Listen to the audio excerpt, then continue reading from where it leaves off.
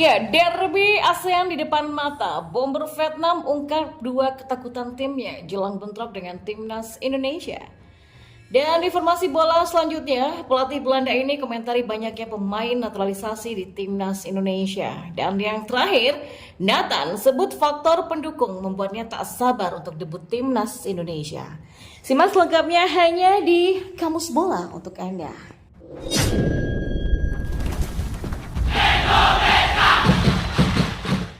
Ya, bomber Vietnam yakni Nguyen Thanh Linh mengungkapkan ketakutan yang harus dihadapi oleh timnya saat bersua dengan timnas Indonesia. Vietnam kini tengah mempersiapkan diri menjelang derby ASEAN kontra timnas Indonesia. Duel kedua rival abadi tersebut akan tersaji dalam lanjutan grup F kualifikasi Piala Dunia 2026 zona Asia. Nantinya, skuad Garuda dan Golden Star Warriors akan bertemu dalam dua laga. Jelang laga tersebut nyatanya anak asuh Philippe Rosier memiliki beberapa ketakutan. Sebelumnya ada salah satu pemain lawan yang mengaku khawatir kalau bermain di SUGBK nantinya.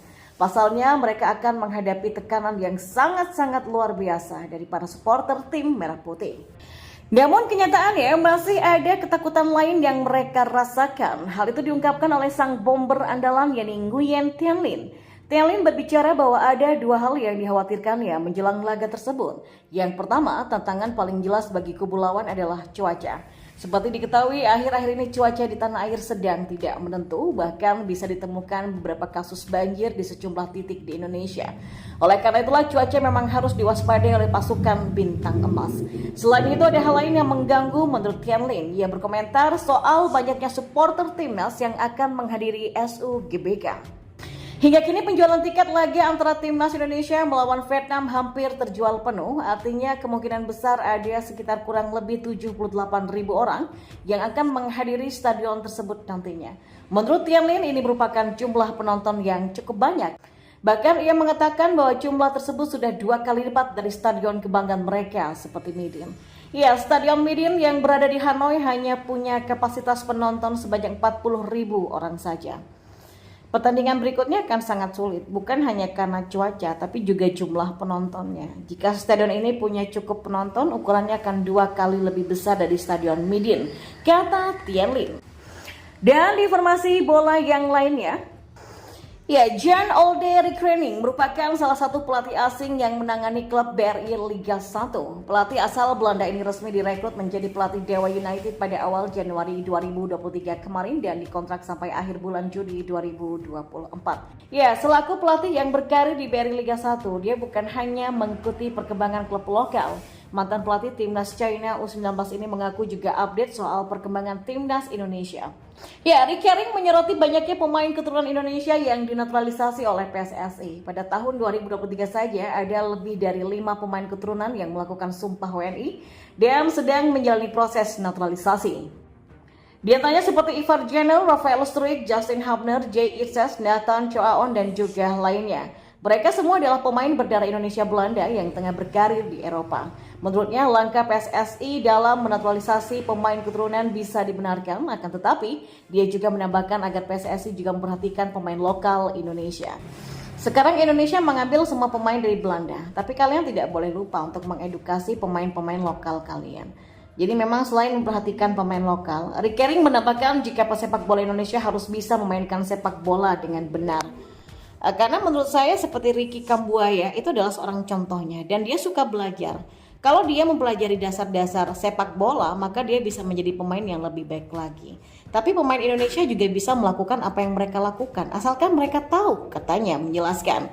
Selain menyebut nama Ricky Kambuaya sebagai salah satu pemain berbakat yang dimiliki oleh Indonesia,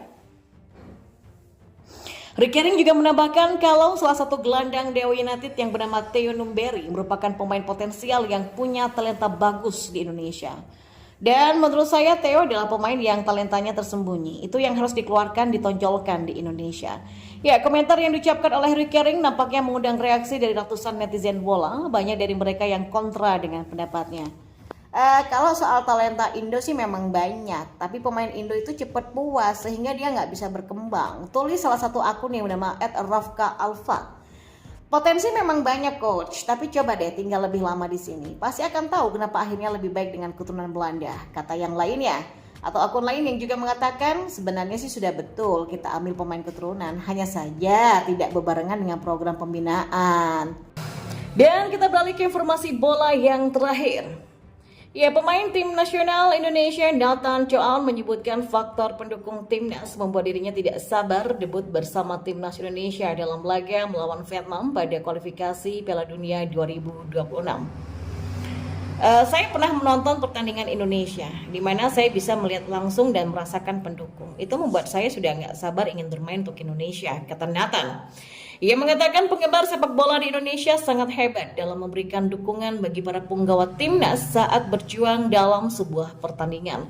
Pesepak bola kelahiran Rotterdam, Belanda 22 Desember 2001 ini mengaku tak sabar ingin merasakan langsung dukungan tersebut saat ikut membela skuad Garuda melawan The Golden Star. Nathan sendiri sudah resmi menjadi warga negara Indonesia setelah melakukan pengambilan sumpah dan janji menjadi WNI pada 11 Maret.